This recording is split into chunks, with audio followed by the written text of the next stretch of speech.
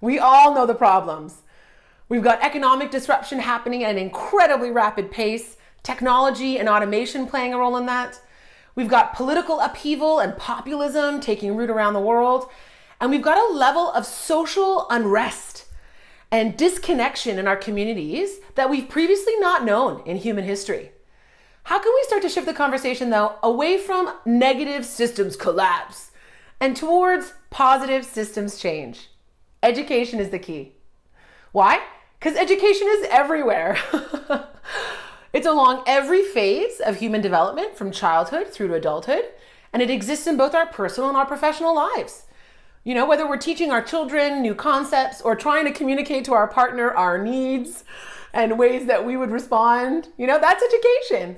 And of course, in our professional settings, degree programs, accreditation, and professional development trainings that happen in the workplace, education.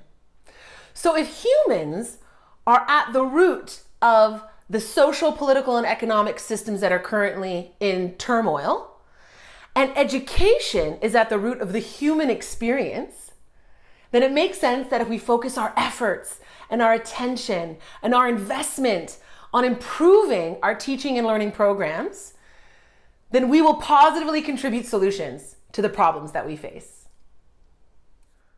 But education is a really big concept, right? It's all well and good for me to say, focus your attention and your efforts and your investment on teaching and learning programs, but what does that look like in the real world?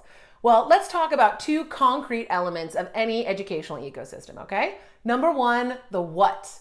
We need to shift what we're teaching and what we're learning away from content knowledge like facts and figures and definitions, which a computer or the internet is really good actually at retrieving and curating for us, and towards what makes us distinctly human, which are competencies, critical skill sets like creativity, empathy, communication, things that are so relevant in the world that we're living in today.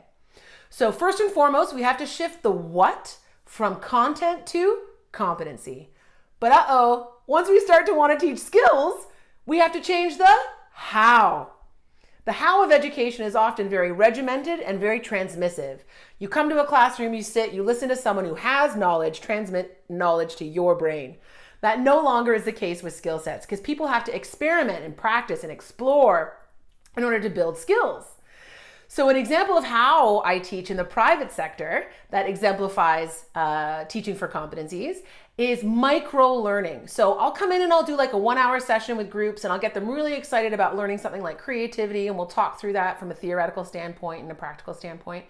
And then they get to go online and choose micro-learning opportunities that best fit with their schedule. 10 or 15-minute modules that are interesting and engaging and relevant to the role that they have at the organization. Much more effective way of getting individuals to personalize and customize their learning and ultimately develop skills as opposed to just regurgitate content knowledge. In the public sector, I'm really interested about a project happening in Parkdale, which is in downtown Toronto, where they're trying to create something called a community hub project. So we have a community center, a school, a library, a garden, all coming together into this one holistic center where teaching and learning now can be a lot more organic and a lot more experimental and engaging and skill building.